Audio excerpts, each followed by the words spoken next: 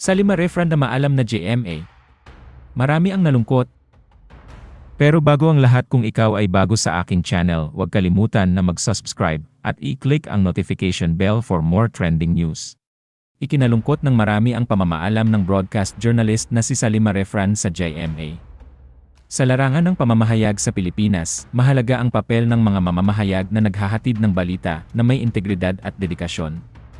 Sila ang nagsisilbing boses ng katotohanan at tuloy ng impormasyon para sa publiko. Sa paglipas ng panahon, may ilang pangalan na talagang tumatak dahil sa kanilang husay at kredibilidad sa pagbabalita. Isa na nga rito si Salima Refran. Kinilala si Salima bilang isa sa mga batikang reporter ng JMA Integrated News. Habang nasa kolehiyo pa lang, aktibo na si Salima sa campus media at doon pa lang ay nahasa na ang kanyang kakayahan sa pag-uulat at pagsasalita sa harap ng publiko. Bago siya tuluyang pumasok sa JMA News noong 2010. Nagsimula muna siya sa larangan ng media sa mas maliit na platform. Naging bahagi siya ng radyo at newspapers kung saan mas natutunan niya ang aktual na trabaho at sa pagbabalita. Sa kanyang early career, kilala siya bilang isang masipag na reporter na handang mag-cover ng iba't ibang klaseng balita, krimen, aksidente, at maging mga breaking news sa komunidad. Ito ang naging pundasyon kung bakit mabilis siya napansin at nabigyan ng pagkakataon na makapasok sa isang major network. Pagpasok niya sa JMA News, lalo pang nahasa ang kanyang abilidad sa field reporting, madalas siyang italaga sa mga delikado na coverage. Dahil dito, nakilala siya bilang isa sa mga matapang at reliable na reporter ng network.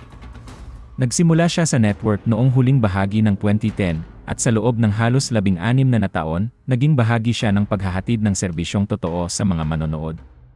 Dahil dito, hindi nakapagtataka na marami ang nalungkot sa kanya naging dedisyon kamakailan. Nitong April 26, sa kanyang ulat sa programang 24 Oras, formal nang nagpaalam si Salima sa kanyang mga kasamahan at sa mga manonood. Ang kanyang simpleng pamamaalam ay agad na umani ang emosyon mula sa netizen, lalo na sa matagal nang sumusubaybay sa kanyang pagbabalita. Maraming netizen ang nagpaabot ng pasasalamat at paghanga sa kanyang naging kontribusyon sa industriya.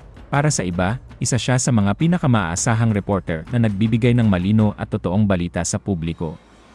Kasabay ng kanyang pamamaalam, usap-usapan ngayon ang posibilidad na lumipat siya ng ibang network.